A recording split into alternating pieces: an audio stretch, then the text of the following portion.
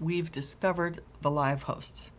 Now let's see what ports are open, because ports imply services, which imply vulnerabilities, which imply exploits.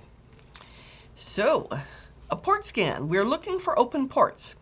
They could be TCP or UDP, typically TCP, and most port scans are a SYN scan, like I'd mentioned, with the SYN flag raised.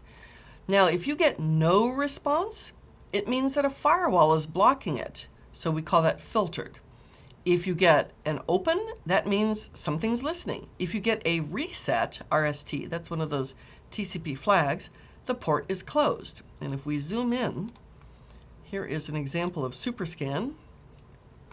So we can see we scanned from 192.168.0.1 to 192.168.0.77. And we can see that 1 has FTP and World Wide Web running and a print spooler. 2 is up, but we did not expand it to see the services. 3 has NetBIOS session service. It's the old file and print. 4 has DCE endpoint resolution and the old NetBIOS. So this one is the RPC, possibly DCOM. This one, 9, also. So these are all Microsoft, I can tell. Well, I don't know that for a fact that 1 is Microsoft. But 139 implies Microsoft, and 135s for sure are Microsoft, unless they're a decoy of some kind, if they're honeypot. So one thing we can do is what's called a TCP full open scan, or TCP connect.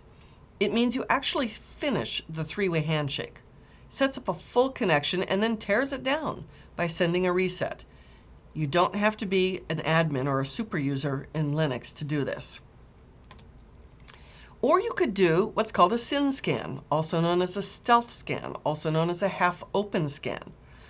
It's kind of like Ding Dong Ditch in a way. So we send a SYN. In fact, we send a whole bunch of SYNs to a whole bunch of ports. And the ports that are open are going to say SYNAC. So 80, SYN, SYNAC. 443, SYN, SYNAC. 25, SYN, SYNAC. 23, if there's nothing, reset. The reset flag will come back. So these are all TCP packets. So with the SYN scan, you go SYN and you wait for a SYNAC, or you get a reset, or you get nothing because the port is filtered by our firewall. When they SYNAC, rather than doing a full, complete scan where we actually do the connection, we just, instead of sending back an ACK, we just send a reset saying, just kidding, thank you, but just kidding. So that's a SYN scan. So anyway, these SYN scans, these stealth scans, they reset the TCP connection between the client and the server midstream, making the connection half open. So we use these techniques to try to bypass firewall rules, to find out what's being logged, bypass that if possible, and appear, if we can, as normal traffic. So the process, like I said, the client sends the SYN, the server sends back a SYN-ACK. The client does not send back the ACK, it sends the reset saying, just kidding. And, if the server has the port not open, it will send a reset. If it is open, the client sends a reset saying, just kidding, don't really want to connect.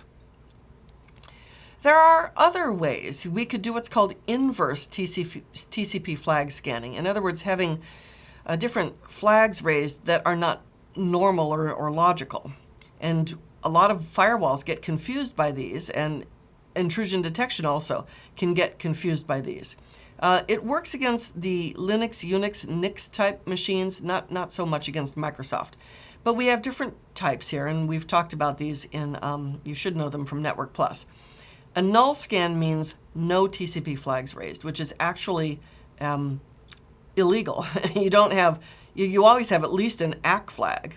Or a FIN scan is, I just have a FIN flag raised to see if it'll respond. Again, if you get no response with the FIN flag or some of these, port's open. If you get the reset, the port is closed. No response because it doesn't know what to do with it, but it's not sending you a reset. A Christmas scan is interesting. It is a FIN, push, and urgent together. You don't do that. You don't say, this is urgent, push this to the application. Oh, by the way, I'm quitting. You don't do that at the same time. So that's one of those illogical combinations. We call it a Christmas scan because it lights up the package like a Christmas tree. You can also just send ACK packets because an IDS will think you're in the middle of a connection. If you're going to do these ACK scans, you go slowly. And it really only works on the older OSs and the vulnerable BSD type TCP/IP stacks.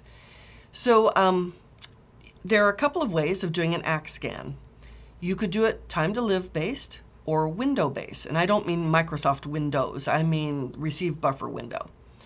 The time to live based means I'll send like thousands of ACKs to different TCP ports on that host. Because remember, there's 65,535 of them.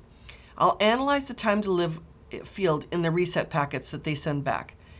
If it's less than the upper boundary limit of 64 bytes, then the port's open.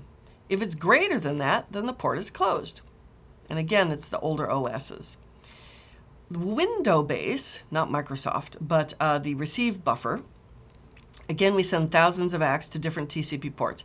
If the window of the reset received is non-zero, then the port is open. So this is like really clever advanced stuff. Again, the Christmas scan is I send a TCP segment with the FIN, urgent, and push flag set. It works with anyone who does the RFC 793 based TCP/IP implementation, which is, by the way, not current versions of Microsoft. Now, a list scan is you're actually asking the scanning tool to create a list of IPs or names, but we don't actually ping. We just do a reverse lookup. So I want to know the names based on a subnet that I give this thing. It will just look up the DNS names for me and give me the list. It doesn't actually ping anything. UDP scanning. Now, UDP has no handshake. I have a UDP port that's open. Remember, UDP is connectionless. It's best effort. There's no handshake whatsoever. Not a starting handshake, not a finishing handshake. So in UDP, I just send stuff to the port and it sends it to the application. So UDP scanning is tricky because just because you send something doesn't mean that you're going to get any kind of response whatsoever, even if the port is open for business, because it's totally up to the application as to what it wants to do. So you can send a packet, but you can't determine if it's alive, dead, or filtered. However, some closed ports might return an ICMP unreachable message. Maybe.